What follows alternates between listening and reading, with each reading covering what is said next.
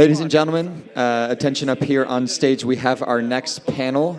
This one is going to be a little bit different. It's going to be entertainment companies that are also part of the DNA portfolio and how they have a new take, a new twist on Web3. My name is Jake Flaherty. I'm with the DNA team. I run the advisory services business. And I'm going to let everybody introduce themselves and their companies. Idon, you can start. Hello, hey everyone. This is Idon. I'm from Pentagon Group. Previously, we were called Pentagon Games. Now we are a company focused on next generation spatial. So which means everyone can create their 3D environments and use that as part of their portfolio. So they can build on top of their own IP and create creativity using AI technology. There we go. Hi, I'm Mauricio. I'm the CEO of the Backstage. Backstage, basically, we solve the problem of the parallel economy of the live entertainment industry. We are a platform where finally, after decades of trying, the generators of the crowd can tap into the demand that they generate themselves. So artists benefit and the fan benefits much better than today. Hey everyone, my name's Jack J, founder of Persist Ventures.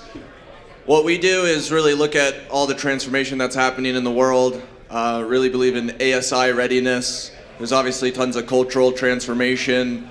I believe AI, robotics, and crypto are the three biggest frontiers. And I always like to relate that to mind, body, and spirit. AI is the mind, robotics is the body, and most people sometimes don't get spirit for crypto, but I think it's pretty interesting to see currency as shared belief systems and crypto in general as a cultural prediction market. Awesome. First question, it's actually going to be for Jack as well. I want the audience to understand what are the current problems with Web2 in terms of entertainment, and how are your companies changing this landscape? I think what Web3 does is adds a layer of discovery. It's a quicker access to the consumer markets. One of our new companies is called Bump.fm. If you guys are familiar with Pump Fun, they allowed people just to quickly launch a meme onto a bonding curve. And so you have much quicker discovery for culture to say which memes are popular, to bet on those memes. There's people who hunt TikTok for the next, there was Chill Guy was a big meme.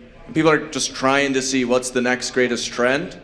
I think what's really interesting is in the whole Web2 world of artists, music as an example, right now, if you find a banger and you know a song is gonna be big and you're the first to share it with all your friends, you're doing discovery, but you're not getting paid for that.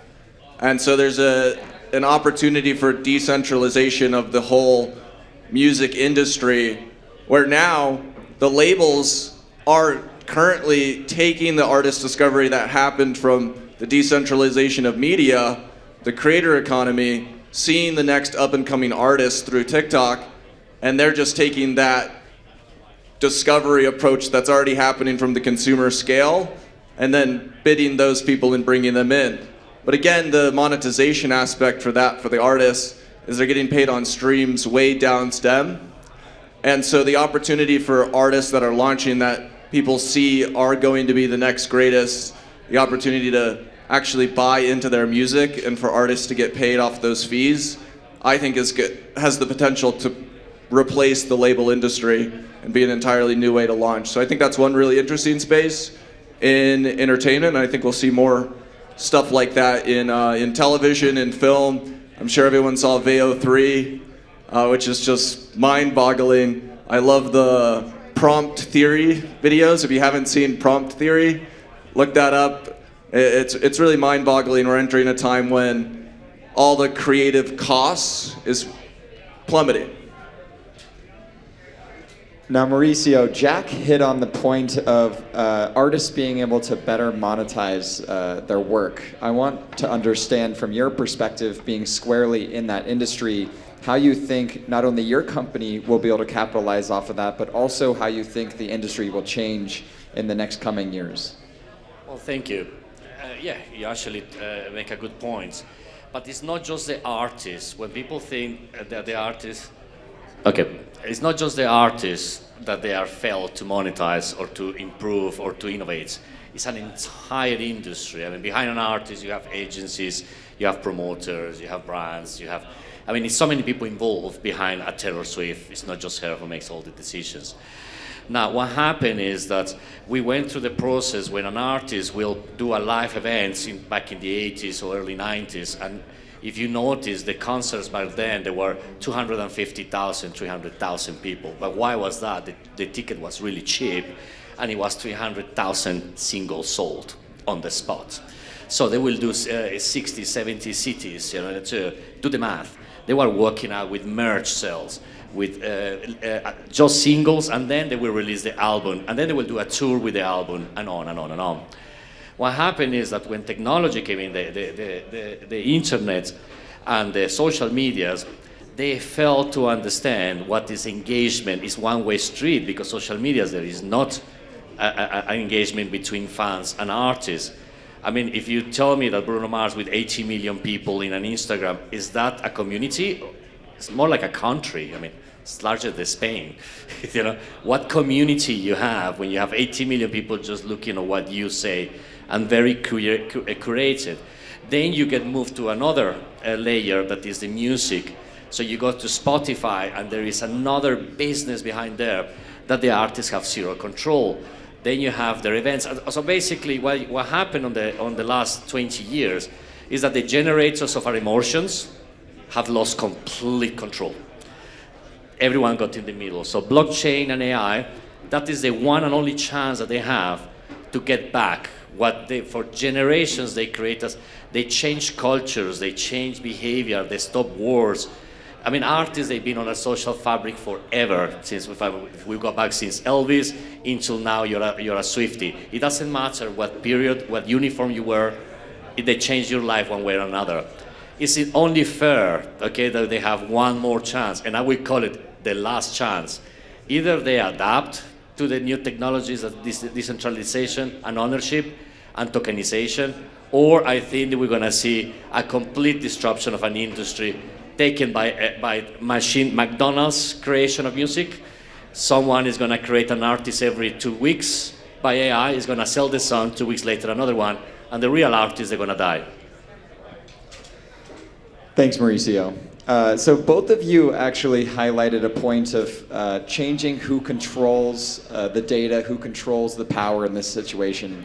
Idon, I want to understand from your perspective, how is Pentagon Games changing the control of data and of possessions within the Web3 world? Yeah, thank you. So I think it's very interesting, like kind of how we're sequenced in this way, because we're exactly building the stuff which you guys are saying, hey, this might take over, because we are focused on enabling everyone to create IP and create AI-generated contents based on their own IP. So everyone become a creator. Everyone can make videos and publish that. But if you come back a little bit, that's what we're trying to enable. Everyone able to create a 3D space, 3D video, and share that on any platform. Now, but I think on the other side, what Web3 really enables, Web3 is really just a technology, and I think it needs to have a bridge. So which means what decentralization really brings is you used to have Taylor Swift, Bruno Mars making a video, but now more people can also become their own celebrity. So kind of be your own brand, not just be your own bank, but be your own brand. So, but necessarily, I think it needs to be a bridge, which means if you're being your own brand, how can you access technology like Backstage? Maybe you are not Taylor Swift, but still be able to access that technology. So I think it's kind of like we're talking about that transition, although I'm building other side, but we are also thinking about how do we bridge through the traditional path. Well, I thought it's actually true. I mean, when Michelangelo was doing the painting was available for a lot of people, but there is only one Michelangelo. I still believe that talent is talent. It's not, my opinion is not like everybody can have access to become an artist. I think every artist have to have access. I look at the opposite, because talent is unreplaceable. We can say whatever we want, but there is always going to be talented people in the world. what we want is that these people, you're right, they have easy access and control of their own brand. But from there to say that everybody can become talented, I think we're a little bit too far from that spot, you know. So that is my take.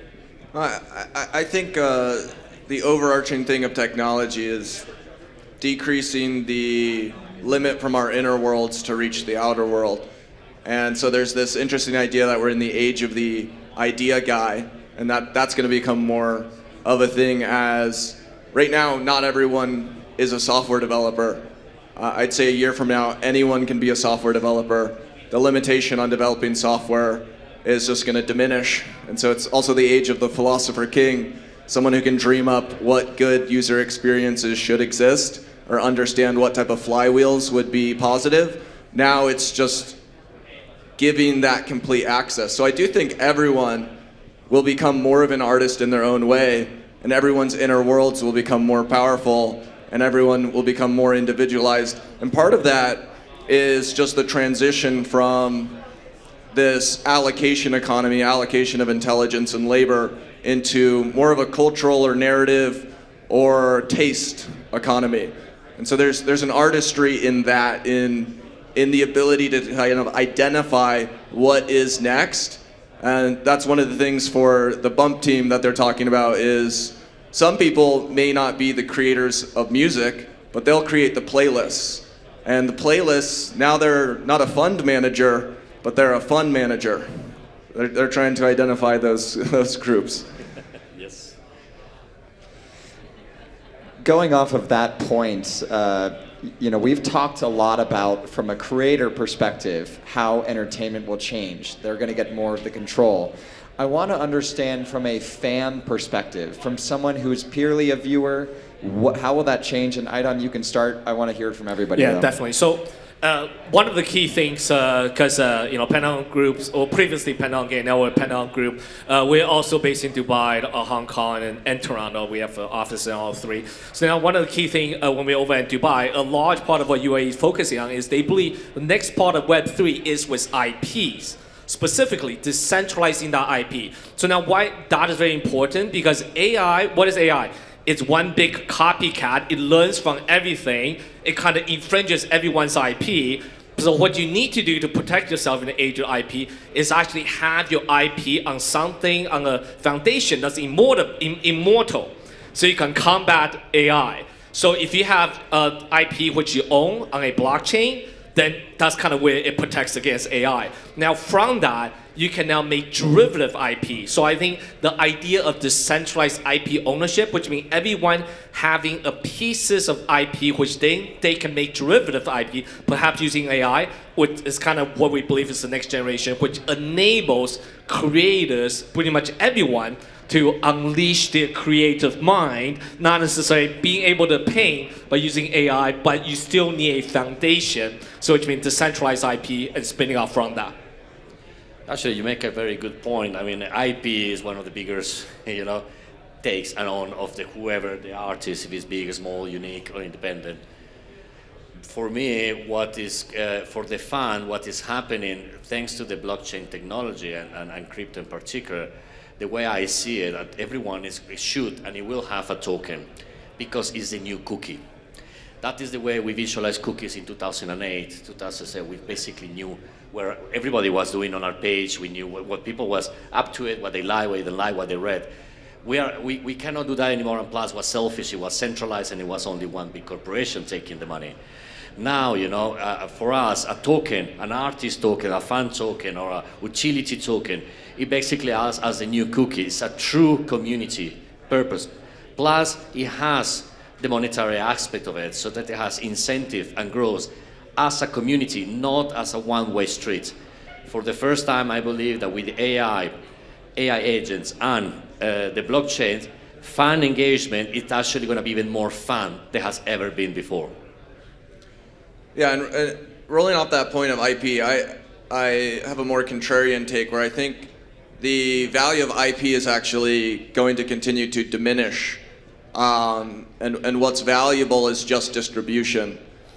You look at Grok, which was the one to say our AI image generator is not going to follow the standard copyright IP. You can generate Mario you can generate Trump, you can take anyone's existing IP and you can use that yourself. And so really the new game is distribution.